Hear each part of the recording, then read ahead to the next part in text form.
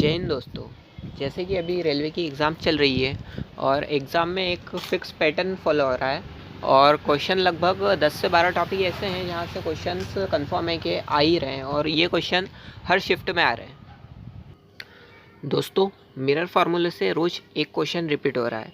मतलब आपको मिरर फार्मूले में या तो आपसे डायरेक्ट फार्मूला पूछ रहा है या फिर आपको किसी दो चीज़ की वैल्यू दे देगा या तो आपको u की वैल्यू दे देगा, f की वैल्यू दे देगा और बोलेगा कि आपको v की वैल्यू निकालनी है। लेंस फार्मूले से भी एक आपका क्वेश्चन हर एग्ज़ाम में बन रहा है। या तो आपका क्वेश्चन मिरर फार्मूले से बनेगा या फिर लेंस से बनेगा और इसमें भी सेम यही पैटर्न फॉलो होगा। या तो आपको फार्मूला दे देगा, 4 फार्मूले दे देगा और आपको पहचानना पड़ेगा कि सही फार्मूला कौन सा है, या फिर आपको किसी भी दो चीज़ की वैल्यू दे देगा, या तो u v की वैल्यू दे देगा और आपको तीसरी चीज़ की वैल्यू निकालनी रहेगी।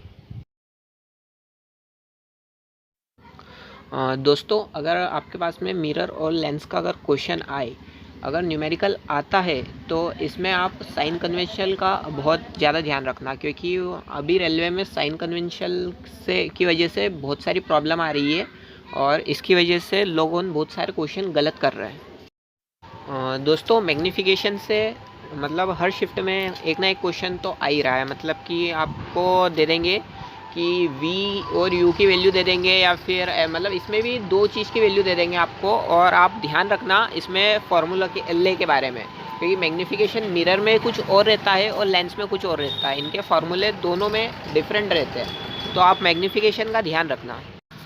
दोस्तों, ओम्स लॉ से डेली एक क्वेश्चन आ रहा है, हर शिफ्ट में आ रहा है। मतलब आपको v equal to I R ये फार्मूला रट के रखना है, क्योंकि आपको इसमें भी दो चीज़ की वैल्यू दे देगा वो और आपको एक चीज़ की वैल्यू निकालना रहेगी। जैसे कि आपको रेजिस्टेंस दे देगा या फिर आपको वोल्टेज दे देगा और बोलेगा कि करंट की वैल्यू निकालनी है, तो आप इससे निकाल सकते हैं। दोस्तों, आर इक्विवेलेंट का फार्मूला आप रट के रख लो, क्योंकि ये फार्मूला आपको एग्ज़ाम में 100% गारंटी दे रहा हूँ मैं कि ये फार्मूला आपको काम में आएगा ही सही। आर का एक तो सीरीज़ का फार्मूला और एक आपका पैरेलल का फार्मूला, ये दोनों आपको 101% मतलब इसमें क्वेश्चन आना कन्फर्म है। तो दोस्तों, अगर आपको वैल्यू सीरीज़ में दे के रखें तो आपको आर इक्विवेलेंट के फार्मूले में सारी वैल्यूओं को प्लस कर देना है, तो आपकी वैल्यू आर इक्विवेलेंट निकल जाएगा। दोस्तों, अगर आपको आर की वैल्यू अगर पैरेलल में दिया हुआ है, मतलब अगर आपका रेजिस्टेंस पैरेलल में लगा हुआ है, तो आपको ये वाला फार्मूला यूज़ करना है। दोस्तों, एक ये वाले फार्मूले से बहुत सारे क्वेश्चन बन रहे हैं अभी एग्ज़ाम में। मतलब रो का फार्मूला रहता है, ये रजिस्टिविटी का फार्मूला रहता है। तो इसमें आपका रेजिस्टेंस का फार्मूला रहता है, इसका फार्मूला रहता है रो एल अपॉन ए।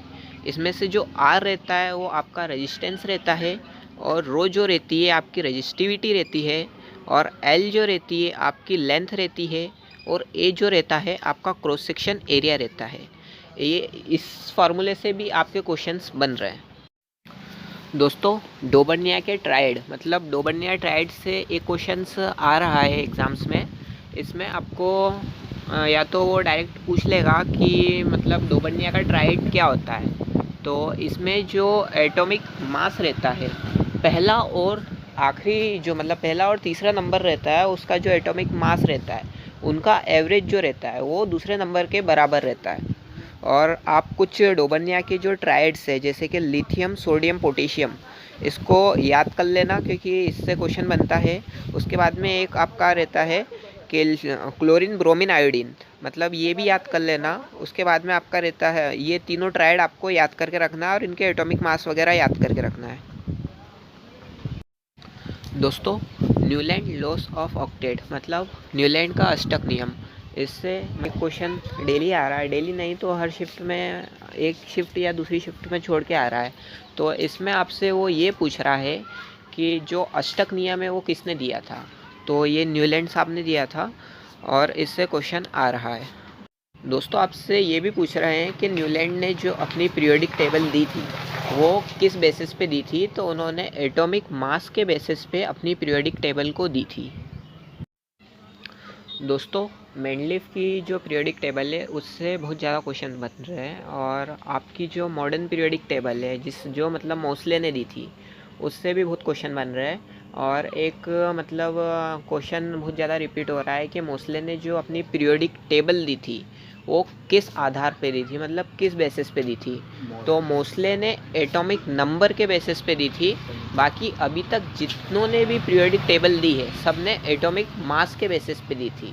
मतलब मेंडलिफ ने भी एटॉमिक मास के बेसिस पे दी थी, डोबर्निया ने और न्यूलैंड ने, तीनों ने एटॉमिक मास के बेसिस पे पीरियोडिक टेबल दी थी। बाकी जो मोस्ले ने एटॉमिक नंबर के बेसिस पे दी थी।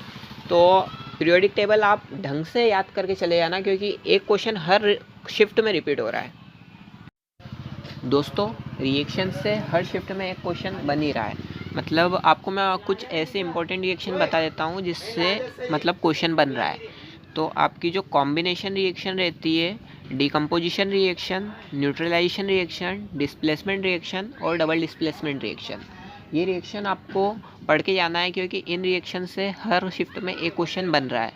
अगर हम बात करें कॉम्बिनेशन रिएक्शन की, तो कॉम्बिनेशन रिएक्शन में आप देख रहे हो कि A प्लस बी मिल के बना रहा है AB।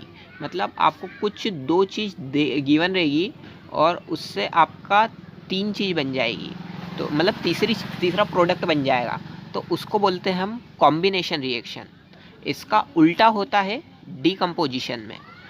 डीकम्पोजिशन रिएक्शन में जैसे कि आपको दे दिया NaCl दे दिया, तो आपका NaCl जब रिएक्शन करता है, मतलब A प्लस यहाँ पे AB दे दिया, AB जब रिएक्ट करता है तो वो दो अलग प्रोडक्ट में बन जाता है, जैसे कि Cl अलग हेड बन गया और Na अलग बन गया।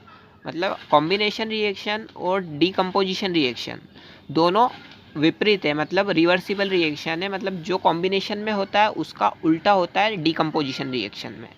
और उसके बाद में आपकी तीसरी रिएक्शन जो मेन है वो है न्यूट्रलाइजेशन रिएक्शन। न्यूट्रलाइजेशन रिएक्शन में आपको एक एसिड दे देंगे और एक बेस दे देंगे, और एसिड और बेस मिलके कोई न्यूट्रल प्रोडक्ट बनाएगी। जैसे कि आपको HCl दे दिया है और सोडियम हाइड्रोक्साइड दे दिया है, और इससे बन रहा है NaCl बन रहा है और वाटर बन रहा है। मतलब न्यूट्रलाइजेशन रिएक्शन में आपका एसिड और बेस मिलकर बनाएगा सॉल्ट प्लस वाटर।